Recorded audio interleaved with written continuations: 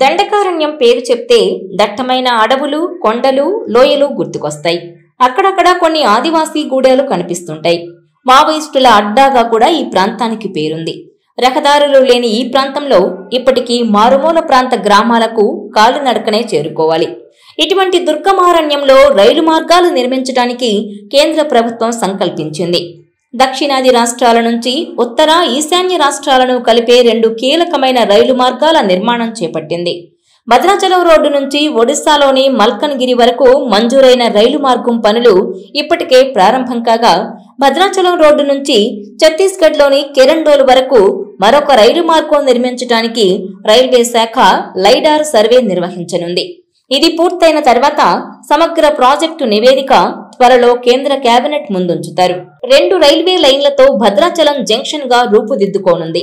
Railway లైన్లు పూర్తయితే ప్రముఖ పుణ్యక్షేత్రమైన భద్రాచలానికి ఉత్తర, దక్షిణాది రాష్ట్రాల నుంచి పెద్ద సంఖ్యలో భక్తులొస్తారని భావిస్తున్నారు.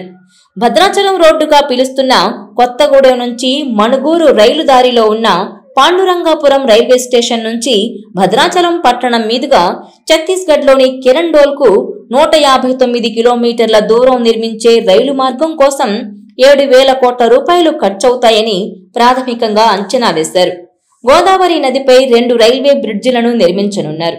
కిరణ్డోల్ మార్గంలో లోయల్లో 250కు పైగా వంతెనలు నిర్మించడంతో పాటు కొండల్లో 5-6 సొరంగాలు తవ్వనున్నారు.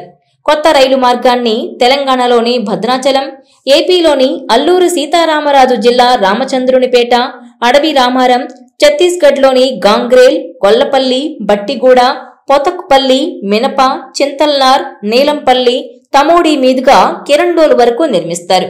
ఈ రైలు మార్గం కోసం 2018లోనే ప్రాథమిక సర్వే పూర్తి చేయగా 2023లో లొకేషన్ సర్వే పూర్తి చేశారు. ఇప్పటికే పనులు ప్రారంభించిన పాండురంగాపురం మల్కన్గిరి రైల్వే లైన్ కూడా పూర్తిగా దండకారణ్యం నుంచే వెళ్తుంది. భద్రాచలం నుంచి ఏపీలోని కోనవరం, చింతూరు మీదుగా ఈ లైన్ నిర్మాణం జరుగుతుంది. 12 రైల్వే స్టేషన్లు, 212 వంతెనల నిర్మాణం జరగాల్సి ఉంది. పనుల కోసం ఇప్పటికే 3,952 కోట్ల రూపాయల నిధులను కేటాయించారు.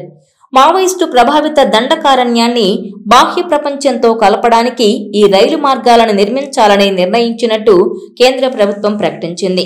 నక్సల్స్ ప్రభావిత ప్రాంతాల్లోని ప్రధాన రహదారుల అభివృద్ధికి 1,000 కోట్ల రూపాయలను ఖర్చు పెడుతున్న కేంద్రం ఇప్పుడు రైలు మార్గాలకు కూడా ప్రాధాన్యమిస్తోంది. కేంద్ర హోంమంత్రి అమిత్ షా కొత్త రైలు మార్గాలపై దిశానిర్దేశం చేస్తున్నారు. దండకారణ్యంలో రైలు మార్గాల నిర్మాణం వెనుక మరో కోణం కూడా ఉంది. కేవలం మారుమూల ఆదివాసీల కోసం కొత్త రైలు మార్గాలు నిర్మిస్తున్నారంటే ఎవరికీ నమ్మశక్యం కావడం లేదు. బ్రిటిష్ కాలంలో కూడా దట్టమైన అడవులు, కొండల మీదుగా రైలు మార్గాలు నిర్మించారంటే అది భారతదేశ ప్రజలపై ప్రేమతో కాదు, అటవీ ప్రాంతంలోని అపారమైన ఖనిజ సంపదను తరలించడానికి, వాణిజ్య అవసరాల కోసం ఆ ప్రాంతాన్ని ఓడరేవులకు అనుసంధానం చేయడానికి మాత్రమే తెల్ల దొరలు రైలు మార్గాలను నిర్మించారు. దీనికి కొనసాగింపుగానే ప్రస్తుత పాలకులు కూడా దండకారణ్యంలో రైలు మార్గాలకు శ్రీకారం చుట్టారని చెప్పొచ్చు. దండకారణ్యంలో అపారమైన ఖనిజ సంపద ఉంది.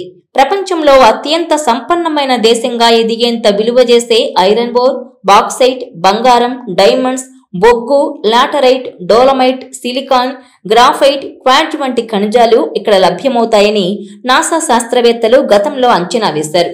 ఈ ఖనిజ సంపదపై కార్పొరేట్ కంపెనీల కన్ను పడింది. ముందుగా రైలు మార్గాలు నిర్మిస్తేనే ఖనిజ సంపదను ఓడరేవులకు తరలించే అవకాశం ఉంటుంది. ఇప్పటికే కిరణ్డోల్, బయలడెల్లా ప్రాంతం నుంచి ఐరన్ ఓర్ ను రైలు మార్గం ద్వారా విశాఖపట్నం ఓడరేవుకు తరలిస్తున్నారు. రైల్వే శాఖ కూడా ప్యాసింజర్ రైళ్ల కంటే గూడ్స్ రైళ్లకే మొగ్గు చూపుతోంది. వీటి ద్వారా లాభాల పంట పండుతుంది. కొత్త రైలు మార్గాల కోసం దండకారణ్యంలో భారీగా అటవీ విధ్వంసం జరుగుతుంది. రైలు మార్గాల నిర్మాణం తర్వాత జరిగే మైనింగ్, పారిశ్రామికీకరణతో అడవులు పూర్తిగా అంతరించిపోయే ప్రమాదం ఉంది. ఇటువంటి అభివృద్ధి నమూనాతో ఆదివాసీలకు ఏం మేలు జరుగుతుందో పాలకులే చెప్పాలి.